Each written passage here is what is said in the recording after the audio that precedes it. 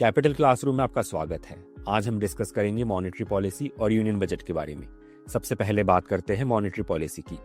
Monetary policy एक ऐसा process है जिसमें कंट्री का सेंट्रल बैंक जैसे इंडिया में आरबीआई पैसों की सप्लाई और इंटरेस्ट रेट्स को कंट्रोल करता है। इसका मेन पर्पस होता है इन्फ्लेशन को कंट्रोल करना, इकोनॉमिक ग्रोथ को सपोर्ट करना, करेंसी को स्टेबल रखना, एम्प्लॉयमेंट अपॉर्चुनिटीज को इनडायरेक्टली प्रमोट करना। आइए जानते हैं मॉनेटरी पॉलिसी क्यों बनाई जाती है। कंट्रोल इन्फ्लेशन, गुड्स और सर्विसेज की प्राइस को स्टेबल रखना।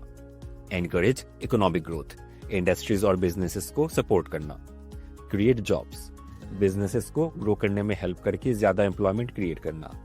स्टेबलाइज करेंसी, रुपये की वैल्यू को ग्लोबल मार्केट में स्टेबल रखना।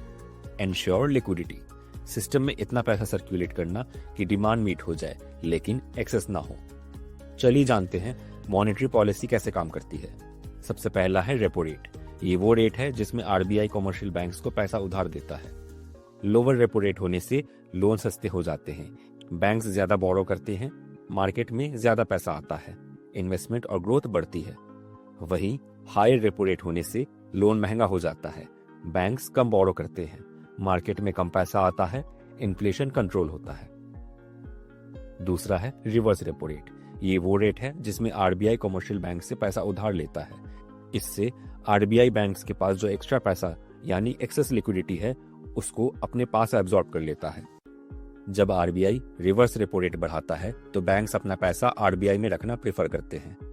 इससे मार्केट में सर्कुलेटिंग पैसा कम हो जाता है, इन्फ्लेशन कंट्रोल होता है। तीसरा है कैश रिजर्व रेशियो। ये वो परसेंटेज ऑफ टोटल डिपॉजिट्स है जो हर बैंक को अपने पास रखने की बजाय कैश फॉर्म में आरबीआई के पास डिपॉजिट करना पड़ता है। हायर सीआरआर, बैंक्स के पास लोन देने के लिए कम पैसा बचता है, इकोनॉमी स्लो होती है। वही लो सीआरआर में बैंक्स के पास लोन देने के लिए ज्यादा पैसा होता है, इकोनॉमी बूस्ट होती है। चौथा है स्टैट्यूटरी लिक्विडिटी रेशियो। ये वो परसेंटेज ऑफ डिपॉजिट्स है जो हर बैंक को अपने पास गोल्ड, कैश या अप्रूव्ड गवर्नमेंट सिक्योरिटीज की फॉर्म में रखना जरूरी होता है। इसका पर्पस होता है क्रेडिट ग्रोथ को कंट्रोल करना और बैंक्स की फाइनेंशियल स्टेबिलिटी को इंश्योर करना। पांचवा है open market operations. Open market operations का मतलब है जब आरबीआई ओपन मार्केट में गवर्नमेंट बॉन्ड्स खरीदती या बेचती है ताकि मार्केट में लिक्विडिटी कंट्रोल कर सके। आरबीआई बॉन्ड्स खरीदती है, मार्केट में ज्यादा पैसा आता है यानी लिक्विडिटी इंजेक्ट होती है।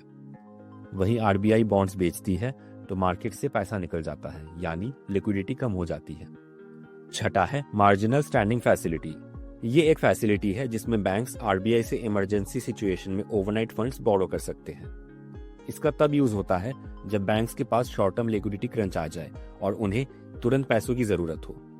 जानते हैं आरबीआई की मॉनेटरी पॉलिसी कमेटी के बारे में। Monetary policy committee policy rates decide करती है। मॉनेटरी पॉलिसी कमेटी हर 2 महीने में एक बार मीटिंग करती है। मेन फोकस होता है इन्फ्लेशन को 4% के रेंज में रखना। करंट इकोनॉमिक कंडीशंस जैसे इन्फ्लेशन, जीडीपी ग्रोथ, एम्प्लॉयमेंट के बेसिस पर आरबीआई रेपो रेट और दूसरे टूल्स एडजस्ट करता है। अब बात करेंगे यूनियन बजट के बारे में। यूनियन बजट एक साल का फाइनेंशियल प्लान होता है जो गवर्नमेंट बनाती है। इसमें यह बताया जाता है कि गवर्नमेंट कितना पैसा स्पेंड करेगी, पैसा कहां से अर्न होगा जैसे टैक्सेस, ड्यूटीज, गवर्नमेंट की इकोनॉमिक प्रायोरिटीज क्या होंगी जैसे infrastructure, health care, education, defence etcetera. Budget का स्टॉक मार्केट, रियल एस्टेट और ओवरऑल बिजनेस इन्वेस्टमेंट्स पर बड़ा असर होता है। अगर बजट ग्रोथ फ्रेंडली और सपोर्टिव होता है तो इन्वेस्टर्स का कॉन्फिडेंस बढ़ता है और मार्केट्स ऊपर जा सकती है। मॉनेटरी पॉलिसी और यूनियन बजट मिलकर इकोनॉमी का बैलेंस बनाए रखते हैं। एक लिक्विडिटी और इन्फ्लेशन कंट्रोल करता है, दूसरा ग्रोथ और डेवलपमेंट पर फोकस करता है। इन दोनों को समझना हर इन्वेस्टर के लिए जरूरी है ताकि वो स्मार्टर फाइनेंशियल डिसीजंस ले। नेक्स्ट क्लास में हम स्टार्ट करेंगे अगला topic. Investments in the securities market are subject to market risk. Read all the related documents carefully before investing.